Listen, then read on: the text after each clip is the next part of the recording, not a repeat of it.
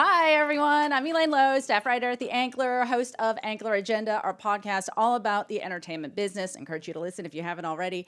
We have a great panel here now with industry leaders who, in an age where sometimes it can feel like the traditional ladder in Hollywood is broken, are actively engaging in ways to find and cultivate new talent and really create pathways to doing the thing that we all want to do, which is get more projects made. So let's welcome our esteemed panelists, starting with Aditya Sood, president of Lord Miller Productions. Kamala Avila-Salmon, founder of Cast Productions. And Franklin Leonard, founder of the Blacklist.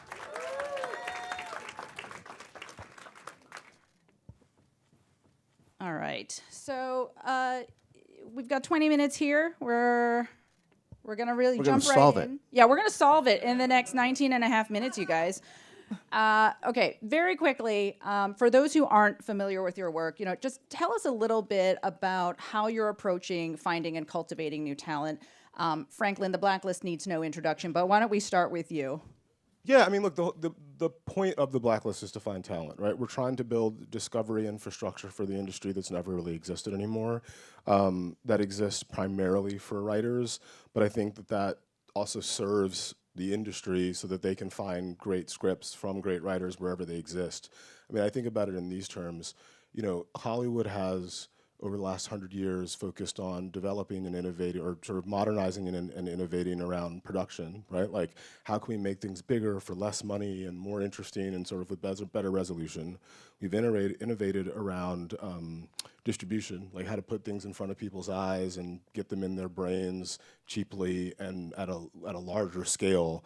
But the only innovation that's happened in terms of discovery, particularly for writers, but I think in general, since the advent of the motion picture, is email, which is crazy, but it's true. And so we're trying to build like real infrastructure that can allow the industry to discover great stories and great storytellers easily and efficiently.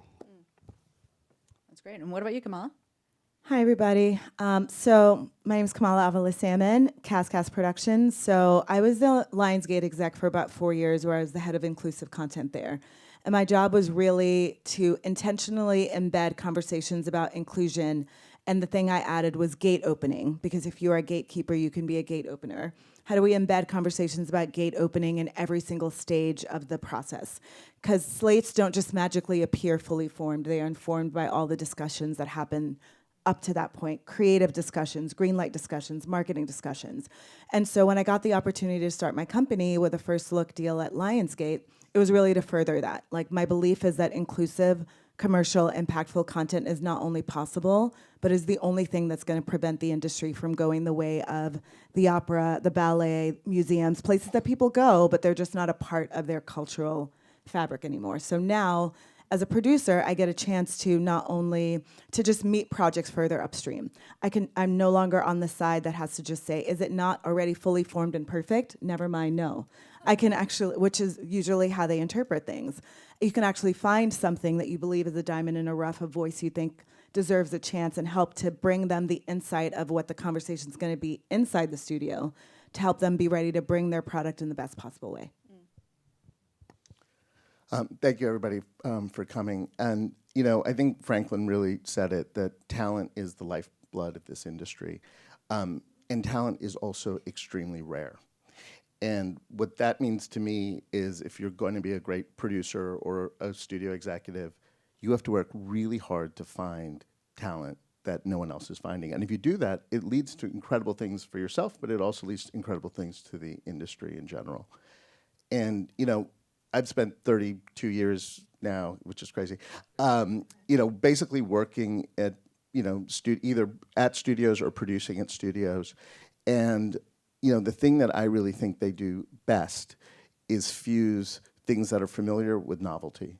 And if you can do that, it makes audiences, comfortable with going, but then excited about going somewhere they haven't been before. And to me, there's no better way to achieve novelty than to find new talent and new voices. Let's talk a little bit about the role that independent production companies have in that cultivation of new talent and finding fresh voices in an environment that feels very risk averse right now.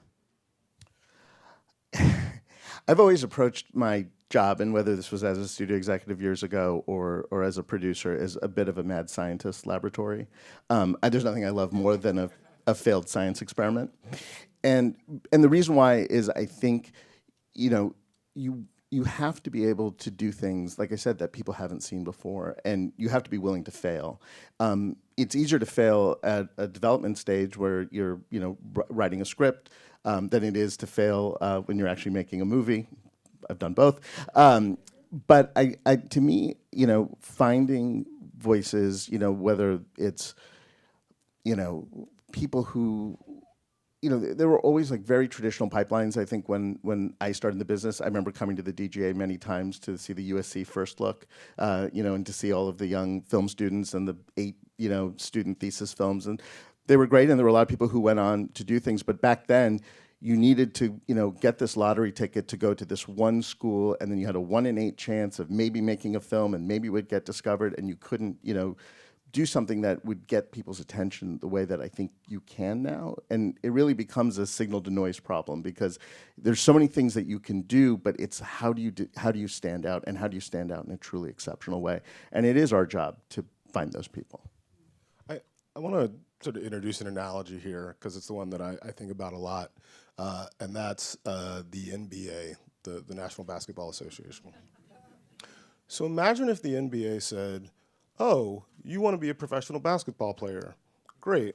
Our headquarters are in Midtown Manhattan. Move to New York City. Get a day job, work at Starbucks, something. Play pickup ball near our headquarters. Someone will probably see you, and then we'll assign you to a team.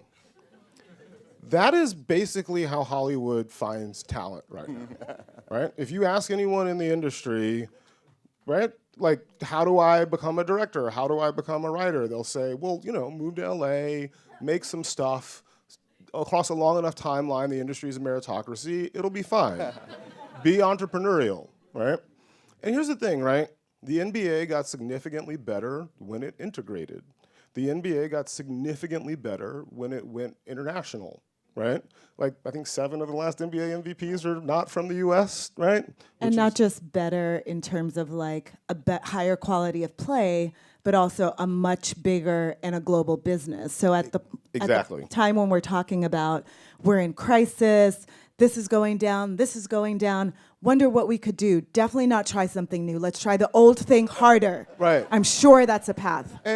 And here's, right, like the NBA as a business skyrocketed in its value over the last 10 years. Like, the value of the team skyrocketed over the last 10 years. And the reason is because they improved the quality of their discovery infrastructure. They could find Wembanyama. They could find a 7-foot-tall Nigerian who was living in Greece. They could find a bunch of people from the former Yugoslav republics to transform the game inexplicably. It's weird, right? But here's the kicker. There are more people who are on rosters in the NBA every year than there are directors who direct movies at a studio. And that's how much effort the NBA puts in building and supporting discovery infrastructure for their league. Why don't the studios make a similar investment into finding who the directors are, right? And that's just, again, I think we focus far too much on like diversity and like where are the women directors, where are the directors of color. This is a colossal market failure. And unless you believe, and again, I challenge anybody that does, but maybe you believe that like white dudes have like a genetic predisposition to being better directors, you're gonna get more diversity if you hire for merit, because right now we are not, and the industry is losing a lot of money as a consequence. Amen. Sorry, that's my sermon. That's my sermon for the week. The collection plate will be passed. The thing that I would add is that coming from working on the studio side and now being an independent producer, I think that, of course, as a producer, you feel like your primary job is to be doing exactly what you said, trying to find great scripts, trying to find great voices, trying to bring them through the system. But as the system becomes much more focused on packages, And by packages, I mean an actor of value, a director of value, a writer of value. And if we know that historically, 90% of the people who have gotten a chance to prove their value look a certain way. And then I decide at that point I'm going to try to apply merit. That's not actually merit. It is past opportunity. And so I think as a producer, the toughest piece is that you recognize that there is a gap between the types of products you're able to bring to the studios and the types of products that studios want. And then I would say, and the types of products that audiences actually want to see. The biggest barrier sometimes between what the audience wants and what we have access to is the buyer in between and their arbitration. Not coming always from a place of malice, right? I think it's often coming from a place of a desire for security in an industry in which it doesn't generally exist. That's very diplomatic. What you're describing is competence. Like there's a I gap thought you were going to say cowardice, and I would put both of them well, in there. I mean, maybe, but I think cowardice implies that they know better but don't do better. I genuinely don't necessarily believe that they know better, but that is not, again, because of malice. It's not because of racism or sexism necessarily. It's stupidity, right? They're just bad at their job, which is identifying the portfolio of movies that would maximize their revenue. And again, and I'll shut up after this. McKinsey & Company, not exactly social justice warriors, did a study 4 years ago trying to quantify the economic cost of anti-black racism. And they found that because of sort of anti-black bias at all of the various gates that exist in Hollywood, the industry is losing $10 billion every year that they're leaving on the table because of anti-black bias. They followed that with anti-Latino. It was like 12 to 18 billion, and anti-Asian was like 2 to 4. So that's 40 billion or 30 billion right there. That doesn't include bias against women. It doesn't include bias against the LGBTQIA+ community. It doesn't include bias against the disability community. They're leaving 50 billion a year on the table. Again, not because of malice. I genuinely don't believe that there's anybody sitting in an office saying, how can I screw these communities today? It is because they don't know better, but their job is knowing better, and they can't do it well. Someone should probably replace them.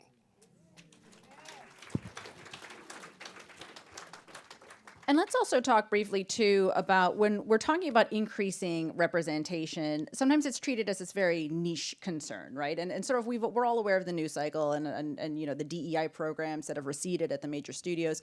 But let's talk about how the current economic environment really lends itself to less shots on goal and therefore fewer new voices, and how this really all ties into, you know, the economic circumstances that the industry finds itself in right now. Look, I think, and you can look at this not just in our industry, but look at it politically worldwide. When people are in a scarcity mindset, you know, the mentality changes. And I think, I'm going to say something that I think would help everybody, because what really needs to happen is we need to make more things. We need to make more things because it's good for the studios, it's good for the audience. We need to get people back to going to the theaters. We need to get people back to going to the theaters, and the way you're going to get that is when they feel that there are authentic voices that are speaking to them. You know, we're trying to solve two different problems, I think. We're trying to say, how do we fix the economics of this business, and how do we increase the number of people who are being allowed to speak? And the truth is, maybe those are the same problem. Speaking of great things to see at the theater and getting in the habit, Aditya produced an amazing movie called Project Hail Mary that you should all go see in the theater. I've seen it. I'm going to go back on opening weekend. It is absolutely incredible. See it on the biggest screen you can find. Sure. So I was going to say, I mean, congratulations on your film. The thing that I was going to add is that I think when it comes to bridging the gap between the economic problems and the representation problems, I think at the core lies a misalignment of incentives. I think that it is very true. When I got into Lionsgate, and I learned just by watching that it was much easier and you were much more likely to get fired for taking a $5 million risk on someone the studio hadn't heard of that didn't work, than taking a $75 million swing on someone the studio thought would work and then didn't. The second one, you could actually protect your job that way. And so coming out of, I'd spent 6 years before that working in tech. And it is a fundamental reversal of how you actually would think about changing the business, because if you are a business in crisis, you actually want to incentivize people to try new things, because something that you're currently doing is not working and something new needs to be done. And obviously all 10 of the new things you try are not going to work.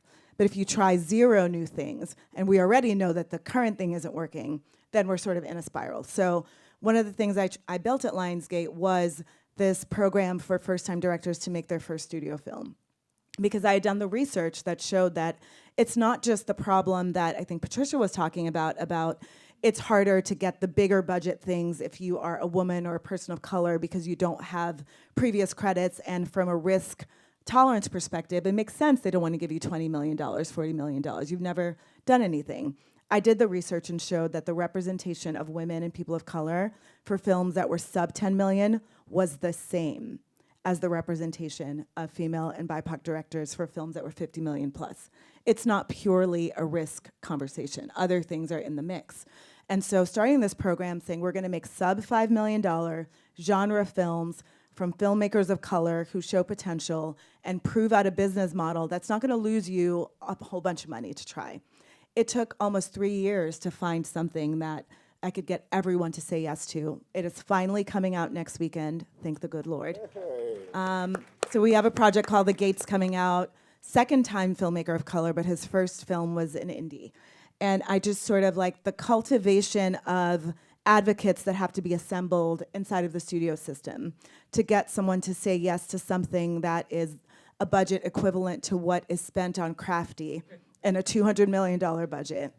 It's absolutely insane. It defies logic. I think you said a really important word there, which is advocacy. And I think sometimes, and it's easy, actually to fall into the trap of thinking of the studios as monoliths. And the truth is, the studio is built up of individuals.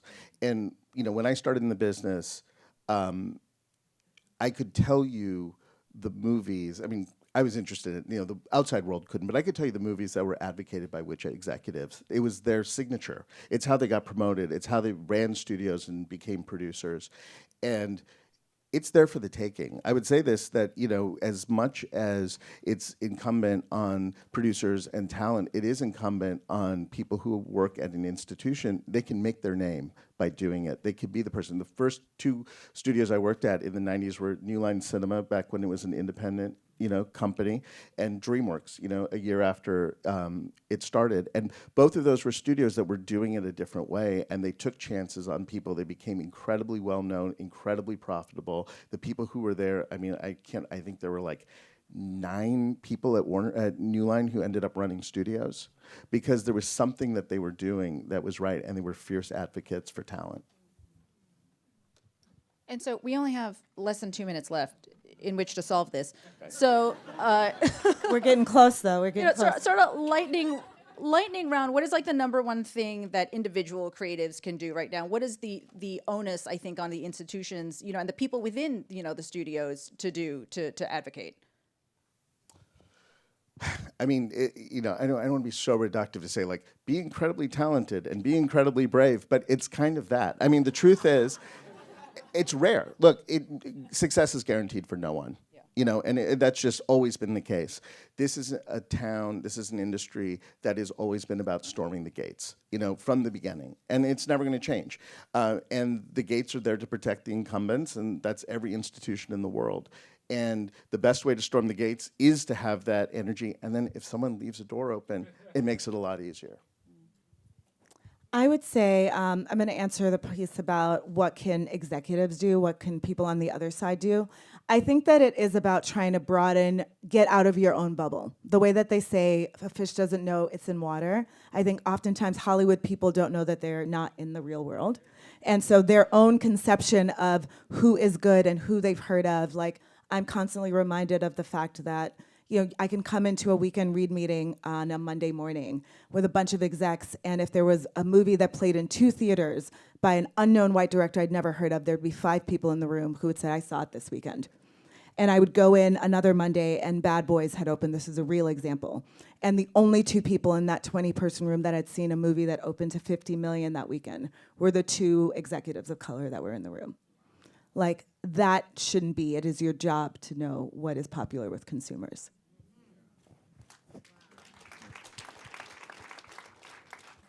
Yeah, I mean, I would agree wholeheartedly with both Aditya and Kamala. I think that the other thing that I'd say for executives is like build real discovery infrastructure. Like build something that allows you to systematically find talent at scale. Like that is your job on some fundamental level. But I don't really see anybody doing that. And then on the talent side, like this is not a problem that you can or should be trying to solve, because you're not going to, right? You should be focused on making something amazing. And I think the one advice that I try to give creatives right now is to think really seriously about what it is that you're trying to make and who the audience is for that. Like, especially if you're a diverse filmmaker, like please don't make some small social justice thing that whose sales pitch is why it's so important, right? Like no one cares. And by the way, I don't mean that because I don't care politically or personally. I mean that like the first thing that anybody's going to think when they evaluate whether to invest in your movie is how much money, what is the ROI on this? So if you want to make something that's important, you got to sneak that past the gates. You have to make it entertaining, right? Like Sinners was not, I'm going to make a movie about cultural appropriation and ownership and sort of, you know, the ways in which the sort of black creative community has had its talent sucked out. Ryan made a dope-ass 24-hour, horror movie with vampires that's about two brothers who want to throw the dopest party of all time, and vampires show up, right? And people are like, yeah, I'm going to see that. And then they leave saying, well, damn. People have had your talent stolen from them. Cultural economies are really complex in America, and I think I need to go read a book about political economy. Focus on the thing that's going to convince people to say, oh my God, I have to see that, and then put into it the thing that you want to say about the world. Can I say something very quick about that? Because I think that is so true, because for me, as someone who is in the industry for the purpose of using it for culture change, we can't make any impact if we don't have audience. Wise words. Thank you so much. Give it up for our panelists today. I think we solved it, right? And go see their movies, right? Yes. In theaters.